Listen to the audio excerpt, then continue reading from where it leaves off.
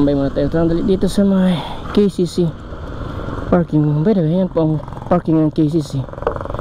Okay, so pakita pa natin ang ating GoPro Hero 8. Okay, yan po ang ating GoPro Hero 8 na matagal-tagal na rin natin nagamit. Okay, almost 3 years na rin natin nagamit siya. So yun, na sira na kasi yung battery niya. Okay, sira na yung battery niya, tapos na ikabit ko sa charger, napabayaan siya sa charger. So yun, parang kumbaga ay parang nag-charge siya ng walang battery, yung gano'n, parang na-overheat yung board niya. So imbes na kumbaga ma-absorb ng battery yung kanyang overheating, ayun, yung sa board pumunta lahat ng overheat kasi nga ay sira na po yung battery niya. Welcome to my party, we're just getting started. A life is a dream or a nightmare scarring. Hand me a drink cause I think I'm going all in. Sigurado.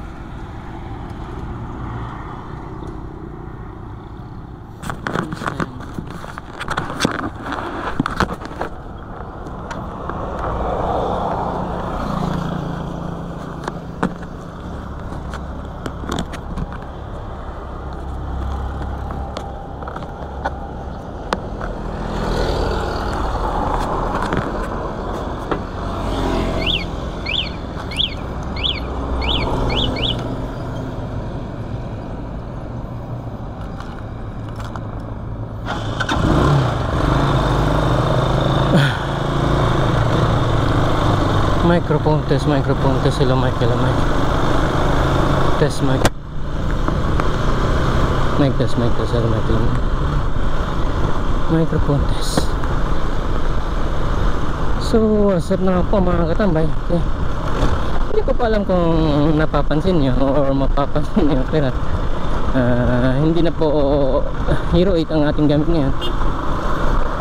Okay, yung sa ating last episode ay tinetesting natin itong GoPro Hero 6 Black kasi nga nasira po ang ating GoPro Hero 8. Okay, actually hindi naman po basta nasisira ang mga GoPro. Kasalanan ko rin naman kasi napabayaan ko siya sa charger, tapos yung charger ko ay parang nagloko. So yun, na overheat po siya after 3 years. 3 years natin ginamit. Well, so far okay pa naman yung kuha niya, yung kuha niya hanggang sa yung naloob na ano na siya, na overheat na. Hindi, pakita natin sa inyo. Okay, tambay muna tayo dito sa may KCC parking. By the way, yan po ang parking ng KCC. Okay, so pakita pa natin ang ating GoPro Hero 8. Okay, yan po ang ating GoPro Hero 8 na matagal-tagal na rin natin nagamit. Okay, almost 3 years na rin natin nagamit siya. So yun, na sira na kasi yung battery niya. Okay, sira na yung battery niya, tapos na ikabit ko sa charger, napabayaan siya sa charger. So yun, parang kumbaga ay parang nag-charge siya ng walang battery, yung gano'n, parang na-overheat yung board niya. So imbes na kumbaga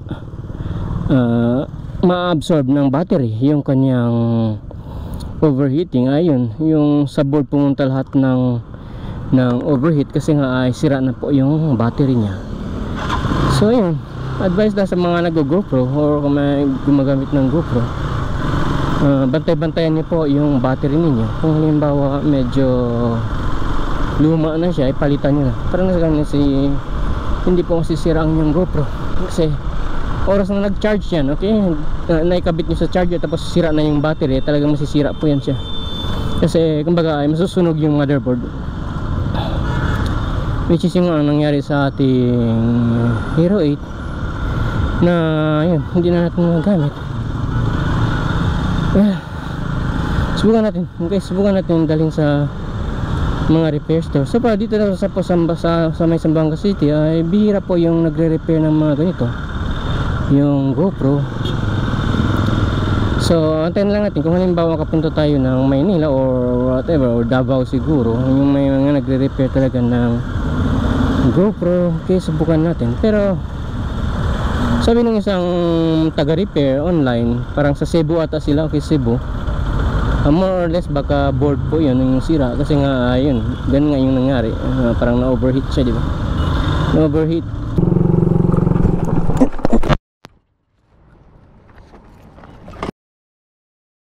dahil sa yung battery hindi na siya nagpa-function. So yun, pumunta sa motherboard yung init, kumbaga na-absorb na yung charge.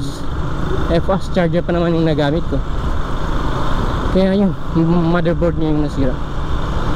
But anyway, sana maganda pa naman yung kuha nitong GoPro Hero 6. But hiniram lang natin itong GoPro Hero 6 natin, okay? So hindi nyo naman ginagamit, so yun, mahiram natin. So for a while, okay, for a while lang, okay, kung may biyayang darating sa ating buhay ngayong December, ay sana makakabili tayo ng panibagong camera, yung action cam para sa ating helmet. Tapos itong Hero 6 ay more or less gagawin nating backup cam na lang, o front facing, hindi to front facing cam. So far so good, okay pa naman itong GoPro Hero 6, okay. Yung pang dahilan kung bakit medyo matagal-tagal tayong hindi naka-upload, okay? Kasi nga ay nasira yung ating GoPro, okay, nasira ang ating GoPro Hero 8, kaya matagal tayong hindi nakakuha ng footages. Kasi normal yung mga footages pa natin ay advance pa naman po yung kinukuha. So yun, since nasira siya, hindi tayo nakakuha ng advance, kaya wala tayong na-upload mga 2 linggo so far.